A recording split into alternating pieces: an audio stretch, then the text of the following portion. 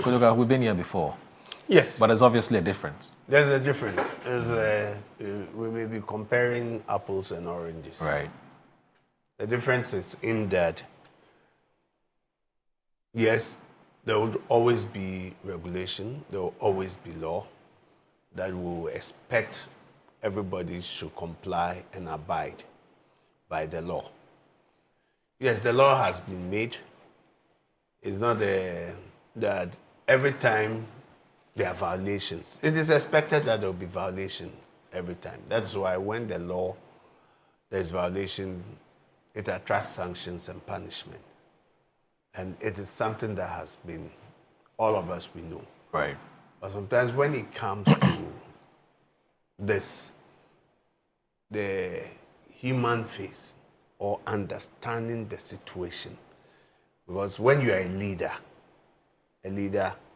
even there's uncommunicated feelings that you must be able to understand. Even what the winds will whisper, because you are leading people, you should be able to understand. We've been here before, there have been hue and cry. Yes, people, due to financial stress or other circumstances, were not able to comply.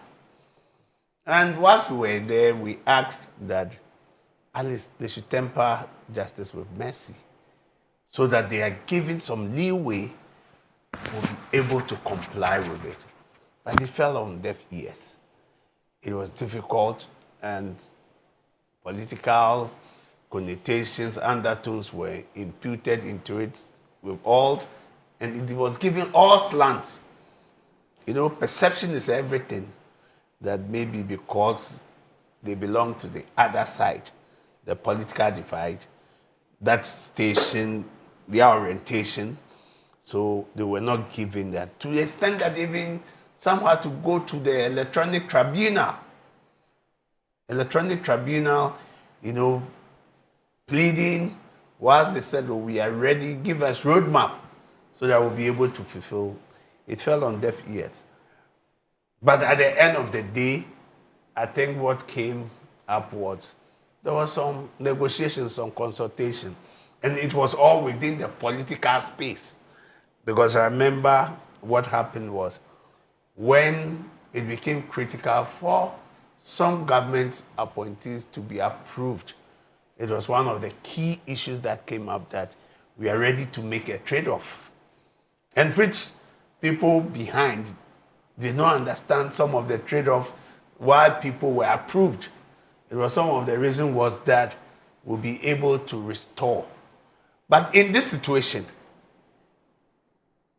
they are not able to do it. They have admitted, letters have been written, they were given opportunity to rectify, remedy the situation.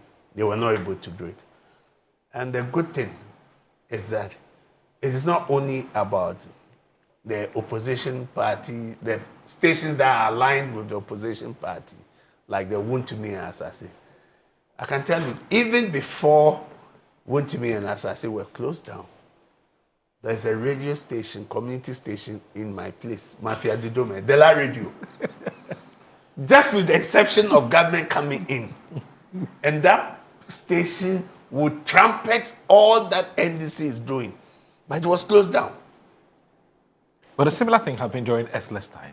Yes. Esler gave us a list of stations which were not. Yes. Were not MPP. So if it is. Sorry, were MPP stations. Were MPP, yes, oriented. Yes. And this was a station. Look, I'm sure all the ministers, everybody got involved. The former MPs, we all raised our voice for this community radio. But we had to go through the process until it was restored recently. So it is not. So you wrote formally to the NCA? They went to NCA. Okay. They had to do audited report. The GRA, they had to go through the process. We even just wanted them to be on air whilst it is being done. But the minister said, no, our badge. We should be seen to be doing the right thing. And we had to plead until the station was restored recently. And even with that, the MP for the area, because he had some backlash, they were hitting at him at a point in time. They said he had a hand in it. Oh. And maybe he may not have a hand in it, right? Because everything pointed out at him that the MP was not also speaking to the people to tell them what the situation is. And every day it was the backlash. So with what had happened, that they had closed the station and they have written letters, it is for them to be able, that they've given them clemency.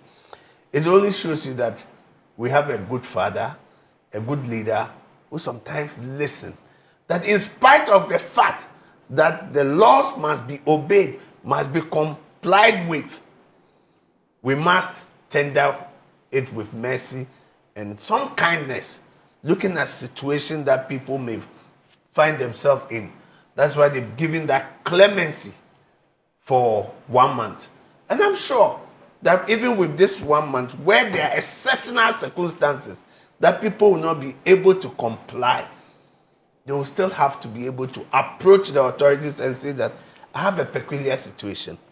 And I think that it is a step in the right direction, that everybody is being given, or they are being given that amnesty, that continue, work, whilst within the 30 days, you should be able to put things in place.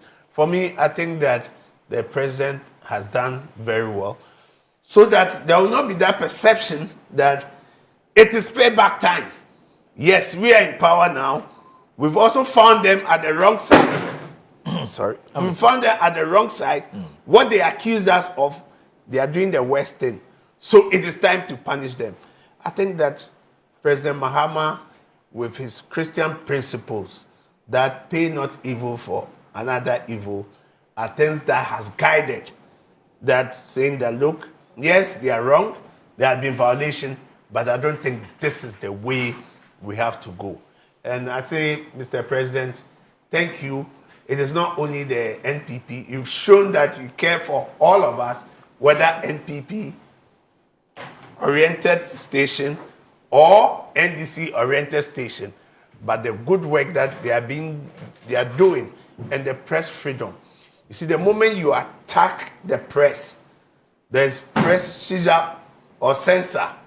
I think that you want to gag people, you want to gag their voice. I always say that we always need, like the piano, you need the black and white to give you a harmonious tune, right? So whether it is black and white, we need it. And we pray that, Mr. President, have more wisdom to chaperone us, to lead us, so that we are not seen that we want to pay evil for evil. That is what I can say for now.